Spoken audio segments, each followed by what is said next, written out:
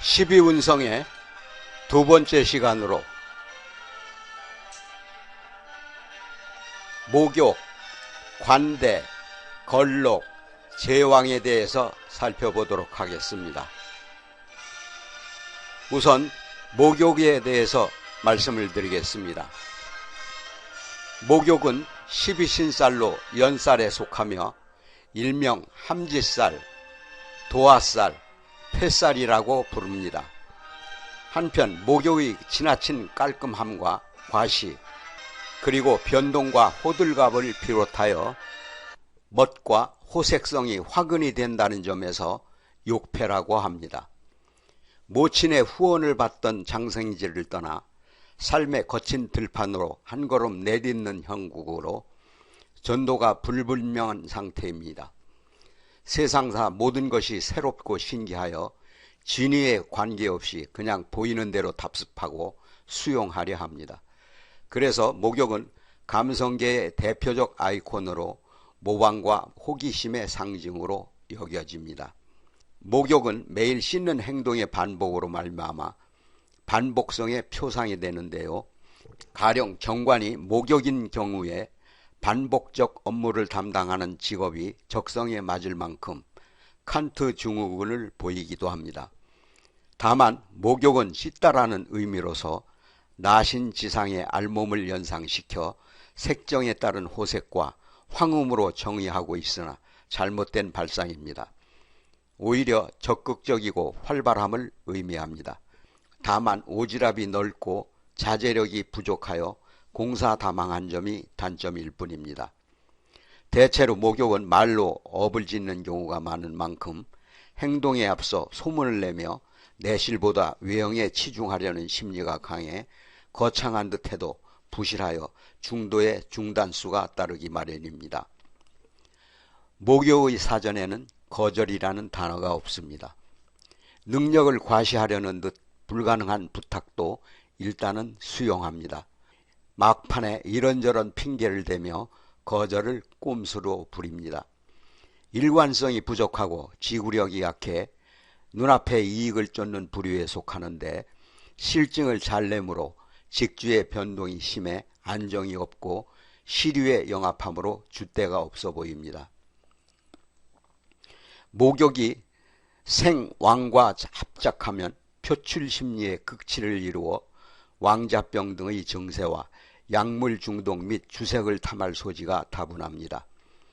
목욕이 사절과 합작하면 표리부동하고 간사하며 무례한 행동도 서슴지 않습니다.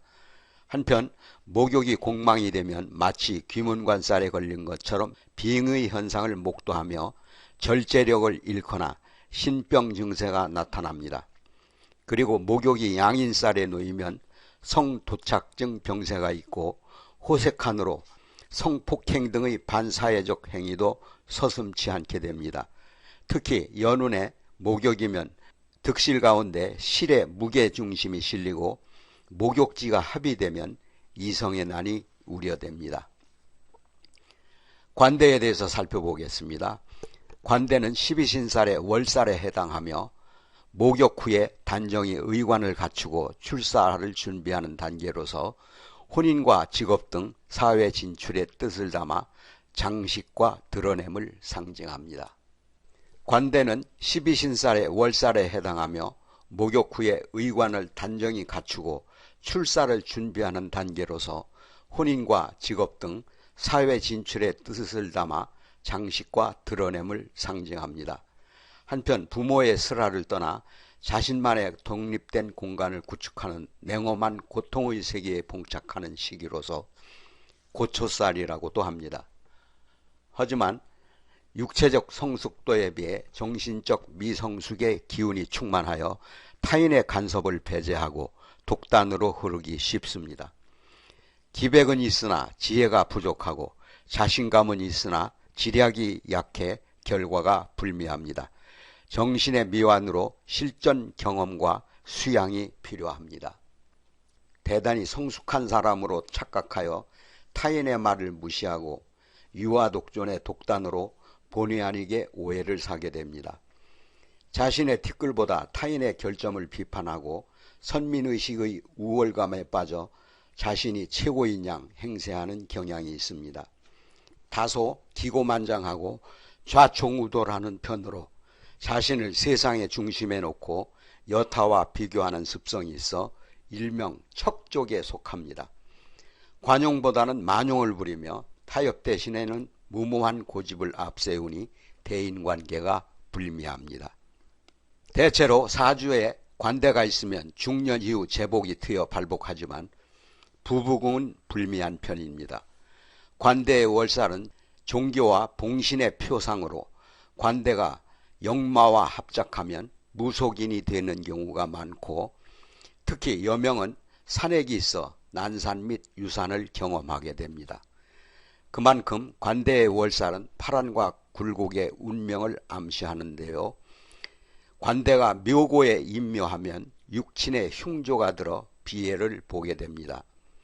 여명의 관대는 종교업상으로 남편과 공방수를 두게 되며 대인관계도 이해관계에 따라 교분을 맺기 때문에 이용가치가 없으면 먼저 단절할 정도로 냉정합니다.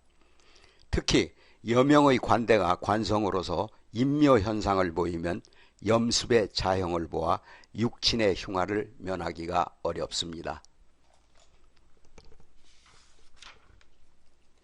걸록에 대해서 좀 살펴보겠습니다. 걸록은 12신살로 망신살에 해당합니다. 안정을 구가하는 중년기로서 일생의 황금기입니다. 영육의 온전함으로 완숙한 인간미와 지덕의 용모를 갖춘 반듯한 성품의 소유자입니다. 걸록은 겸전한 부귀에 놓인다 하여 임관 또는 사관이라고 하며 보통은 록의 한 글자로 걸록을 표시합니다.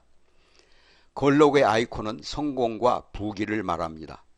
사주의 걸록이 충형 또는 공망되지 않고 청기하다면 틀림없이 귀명입니다. 그래서 걸록은 운성의 최고의 길성으로 취급되고 있는데요. 다만 빈틈이 없고 치밀한 반면 권위적이고 뻣뻣하여 인덕이 없는 편입니다. 걸록은 자신을 과신하여 기회를 놓치고 뒷벽을 치는 경우가 허다하여 계획과 실행 단계가 아주 치밀하고 정밀하여 꼬임에 빠지지는 않지만 일단 정하면 임사즉결하므로 그만큼 실패할 확률도 높은 편입니다. 걸록은 자수성가, 부귀 발전, 개운 제록, 건강 장수 등의 표상으로 육친우는 박해도 현달한 자식을 두게 됩니다. 장수의 길명으로 중년부터 크게 발복하여 명리를 이루게 됩니다. 걸록의 직업적성은 정신노동에 중점을 두되 교육계, 의료계 등 연구 분야가 좋으나 사주가 청기하면 정계, 재계에서 두각을 나타냅니다. 제왕에 대해서 살펴보겠습니다. 제왕은 12신살의 장성살에 해당하며 극양으로 일생의 최고의 전성기를 말합니다. 천하를 통솔하고 호령하는 제왕지상의 기운이 극왕극성하여 자신이 최고인 양 행동하니 자존심과 독립심이 남달리 강합니다. 기상이 고고하고 이상이 원대하여 사주가 청기하면 대업, 대청할 수 있습니다. 그러나 꺾이더라도 굽히지 않는 성정 때문에 타인의 적이 되거나 협조적 관계가 불미한 편입니다. 대단히 출세지향적이고 권위적이며 배타성과 독립심이 강한 편입니다. 건강한 기상으로 타인의 구속과 지배를 수용하지 않아 일찍 자주독립의 만심을 품고 세상과 맞서려 합니다. 봉급생활을 하더라도 시키는 입장에 서려 하고 경쟁적 분위기를 조장하여 조직 발전의 원동력은 되지만 주위의 질시를 한 몸에 받아야 합니다. 그러나 산전수전의 경험적 연륜에서 터득한 심오한 지혜와 영민함을 매사를 신중하고 조신하게 처신하는 근본이 되어 함부로 나서거나 대적하지를 않습니다. 제왕은 양인의 기운이 있어서 강강하지만 자신을 편달하기 위해 노력하며 잘못된 점을 지적받으면 흔쾌히 수용하는 개방성과 관용의 미덕이 있습니다. 제왕에게 꼼수와 편수는 잘 통하지 않습니다. 솔직하게 도움을 청하거나 진솔한 인간미를 보이면 쓸개까지 내줄 정도로 인정이 있고 신의가 있습니다. 직업적성은 정재계, 교육계, 유경사업, 호텔업, 무역업, 프랜차이즈 사업에서 발전하며 일반적인 공직자 직업으로도 적당합니다. 영웅적인 기질로 자칫 방만하고 오만함으로 인식되어 잘난 체의 대명사로 여겨지기도 하며 겁제의 본능계가 작용하여 보통은 사회활동에 치중하게 되는데 이럴 때 부부운이 불미하여 무정한 사이가 됩니다.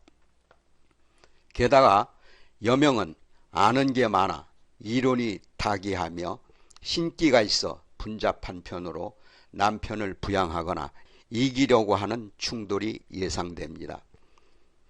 제왕이 강하면 만원하고 태과하면 구의장애가 올 수 있습니다.